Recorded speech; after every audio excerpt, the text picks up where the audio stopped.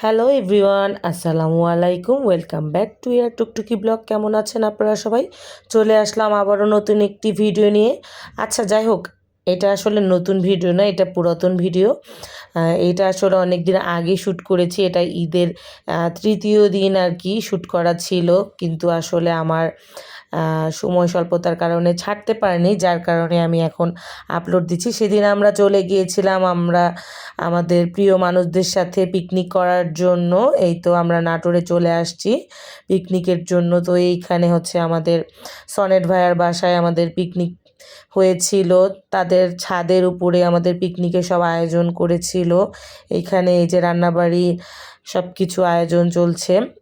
রান্না প্রায় শেষই হয়ে গিয়েছে। তো যেহেতু আমাদের দূর থেকে আসতে হয়েছে, সেই কারণে আমরা রান্নার শুরু থেকে বা অনেক আগে থেকে মজা করতে পারিনি। আমাদের আস্তে আস্তে রাত হয়ে গিয়েছিল। তো এইখানে যে আমাদের সব ভাইয়া, আরিয়ানের পাপা সবাই মিলে থালা টালা পরিষ্কার করছিল, ডিম ছিল এইখানে, এই যে সেদ্ধ ডিম। তো যাই হোক, আমাদের সেদিন রান্না হয়েছিল কাচ্চি বিরিয়ানি। এখানে কিন্তু খুব মজা করে আমাদের নয়ন ভাইয়া কাচ্চি রান্না করেছিলেন।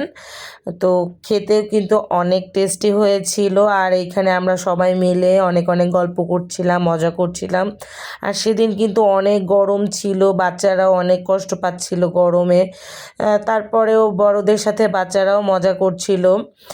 তো যাই হোক, এই যে আমাদের এখন খাওয়া দাওয়ার পর্ব শুরু হয়ে গিয়েছে। আর সবাই ছাদের উপরে এই যে গোল হয়ে আমরা বসে পড়েছি। তো ছেলে মেয়ে সবাই একসঙ্গে বসে পড়েছি। আর এখানে আরিয়ানের পাপা আর নয়ন ভাইয়া মিলে আমাদের সবাইকে খাবার উঠিয়ে দিচ্ছিল আর খাবার পরিবেশন করছিল।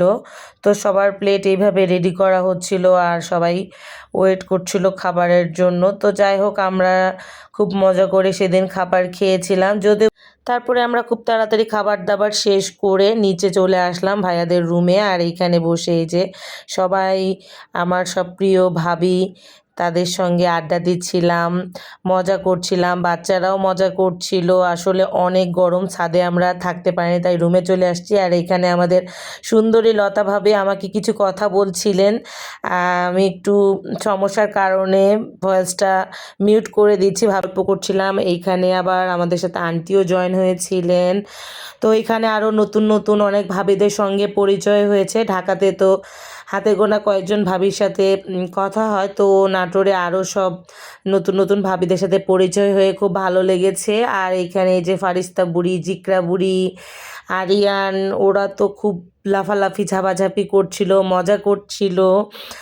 আর এইখানে আমাদের গোলু সোনা এই যে গুটি গুটি পায়ে হাঁটতে শিখছে।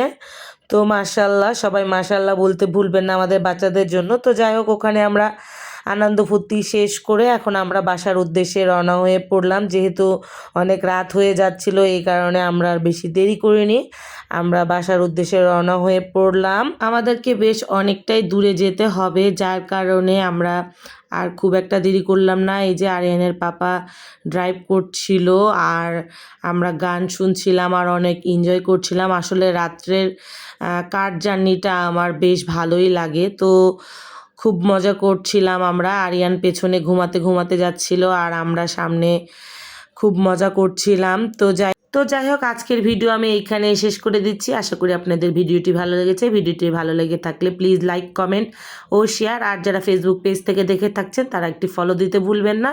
আর যারা ইউটিউব থেকে দেখে থাকছেন তারা অবশ্যই সাবস্ক্রাইব করবেন। দেখা হবে নতুন কোনো ভিডিওতে। ততদিন পর্যন্ত সবাইকে আল্লাহ হাফেজ।